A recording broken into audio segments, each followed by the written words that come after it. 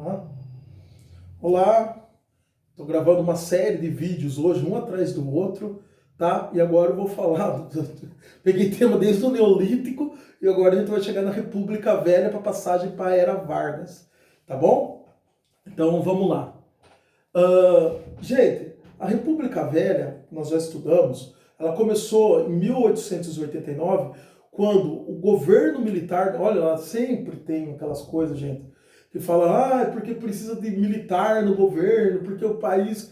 Gente, o Brasil é um dos países que sempre está envolvido com militar no governo. Sempre temos na política um militar. O primeiro presidente, então, Deodoro da Fonseca, é o primeiro presidente, ele é um militar, tá? Ele foi para a Guerra do Paraguai, perdeu 3 irmãos, se eu não me engano, foi considerado um herói de guerra, e ele era chefe da Casa Real, se eu não me engano era esse o nome de cargo, que ele que articulava ali, ele era quase que braço direito, ou braço direito mesmo, do Dom Pedro II, tá? Que governou o Brasil, foi o líder que mais governou o Brasil durante 50 anos. Então vem lá o primeiro governo na República Velha,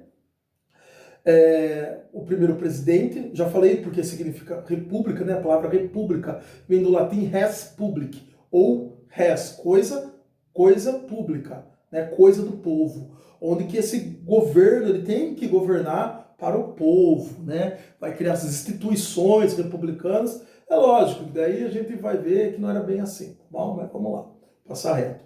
Então o primeiro governo vem com o Deodoro da Fonseca, o segundo, de novo, militar, Floriano Peixoto, o segundo presidente do Brasil, o Floriano Peixoto, chamado de Marechal de Ferro. Hoje já não existe mais esse cargo de Marechal, tá? Mas antes era chamado de Marechal de Ferro, porque ele sufoca a armada e vai lá e...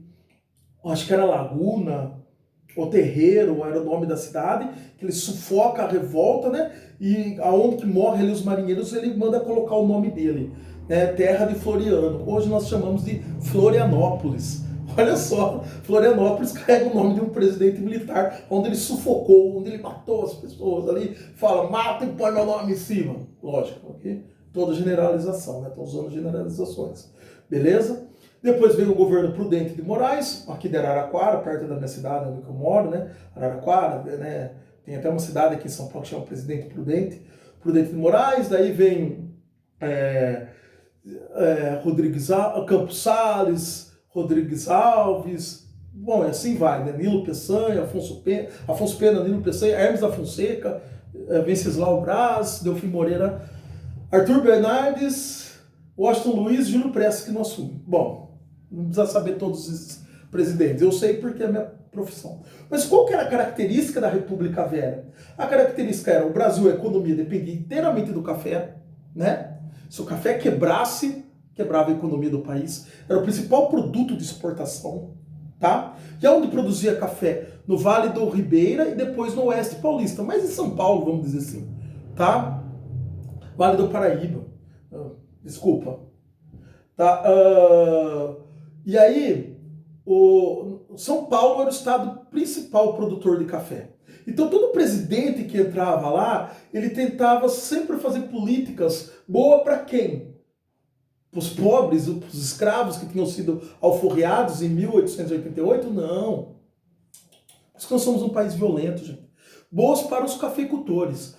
O convênio mais importante, a política mais importante foi o convênio de Taubaté. O que é esse convênio de Taubaté? Todo o excedente do café, toda sobra que não conseguisse vender, o governo ia comprar.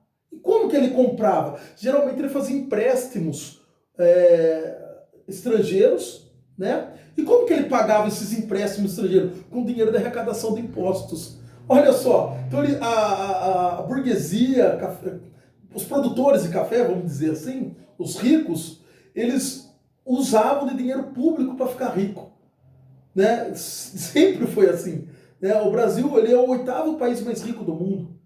E por que tem tanta desigualdade social? Por que tem gente que passa fome? Se a gente é o celeiro do mundo, o país que mais produz comida? Porque nossas políticas são para destinar o dinheiro para alguns, tá?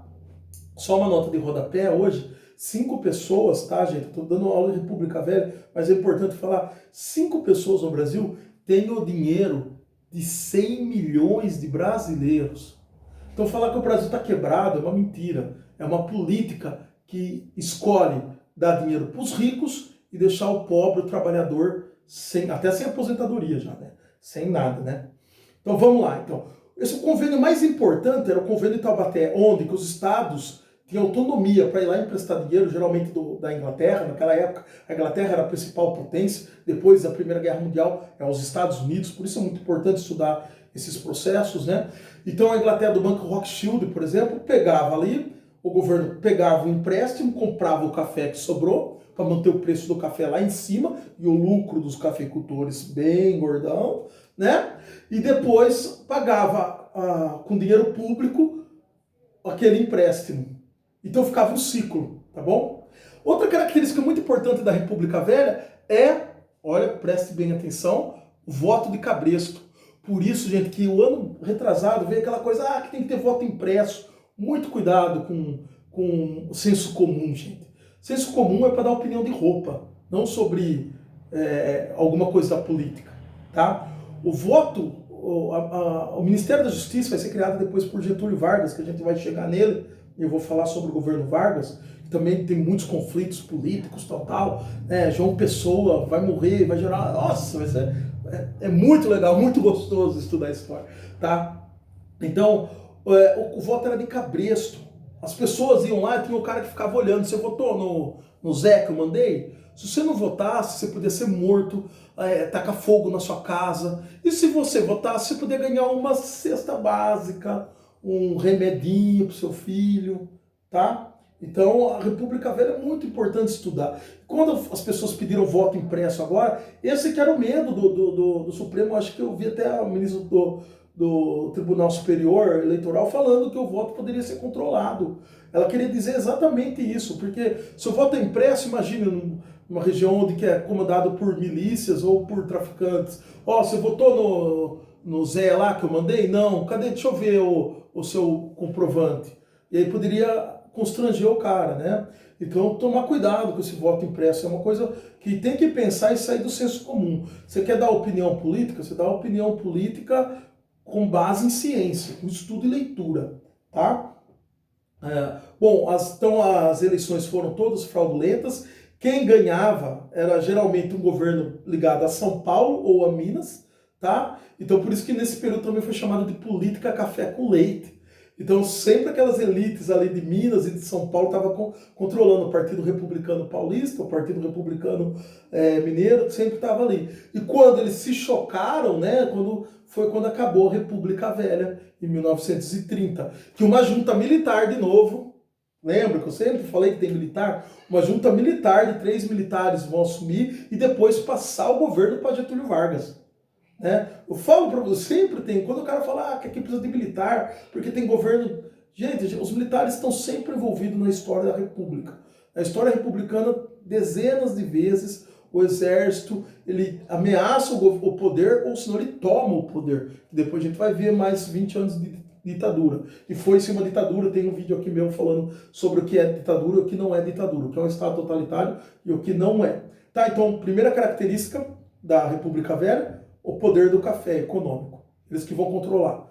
Segunda característica, era uma república oligárquica. O que significa oligárquica? Todas as políticas públicas eram para ajudar uma elite, uma oligarquia cafeeira. Oligarquia significa os mais ricos, a classe dos mais ricos. Né? Muito se fala assim, nossa, pobre, o Nil fez greve, pobre é tudo ruim. Né? Os ricos são muito unidos. São muito unidos. Basta ver a Fiesp aqui em São Paulo. Tá? A gente precisa estudar a história para realmente não cometer esses erros de senso comum. Tá bom? Então vamos lá. Primeira característica, o café. Segunda, a oligarquia do café. Todas as políticas eram para salvar o café.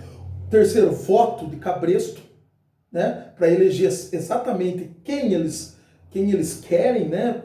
Para fazer as políticas certas. E o povo, né, ficou à margem. Né? Por exemplo, o escravo não podia praticar capoeira. O ex-escravo, né? Naquela época já não tinha mais escravidão. Então o negro, que era alforriado, não podia praticar a capoeira. a lei de vadiagem, muitos negros ficaram desempregados. E o que, que a elite fez? Olha, negros empregados, traz o branco lá, e é por isso que nós temos todo um problema racial ainda hoje, tá? Por isso que eu sou a favor até hoje de cota, porque a elite mandava a polícia, fazia leis que mandava prender. Se o cara estava desempregado e na rua, a polícia socava o porrete, batia, maltratava o cara. A primeira favela, hoje se fala dos problemas da favela, ninguém sabe, mas a primeira favela foi no governo de Prudente de Moraes, quando o exército foi lá, esmagou Canudos, matou todo mundo que tinha lá, né? Tem um livro, né, Os Sertões, né, do Euclides da Cunha, muito importante, ele era um militar, né, o Euclides da Cunha, e quando eles voltam para cá, o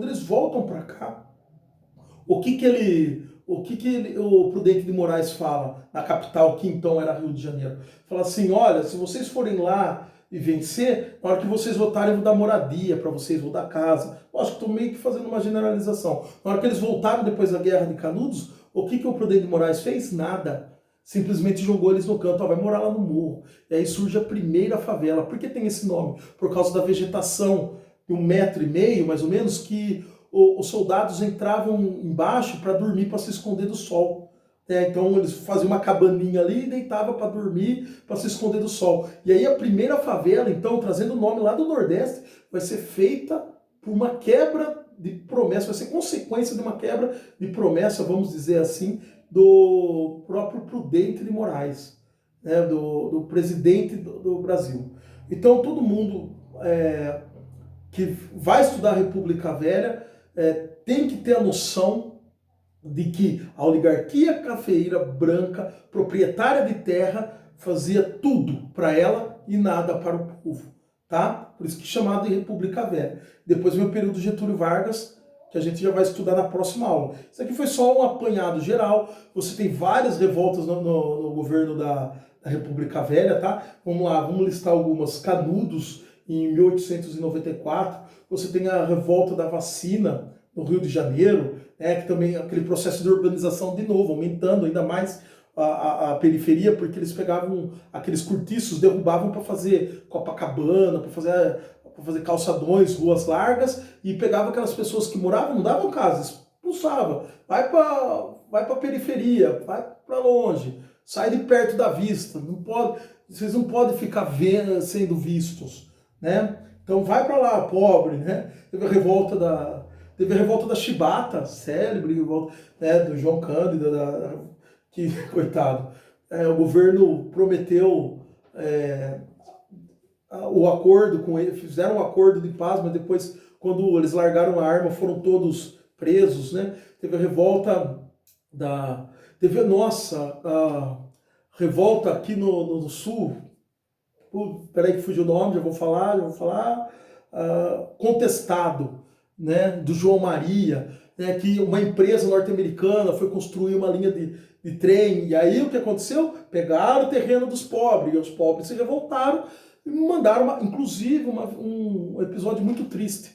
O próprio presidente do Brasil deixando uma aeronáutica dos Estados Unidos vir aqui bombardear e matar cidadãos brasileiros. Imagine se uma aeronáutica de algum país ir lá nos Estados Unidos matar a população dos Estados Unidos. Imagina o que aconteceria. E nós temos esse episódio feio na nossa história, né? Então a gente para por aqui. Depois já vou entrar rapidinho na República, na Era Vargas, de 1930 a 1945, tá bom?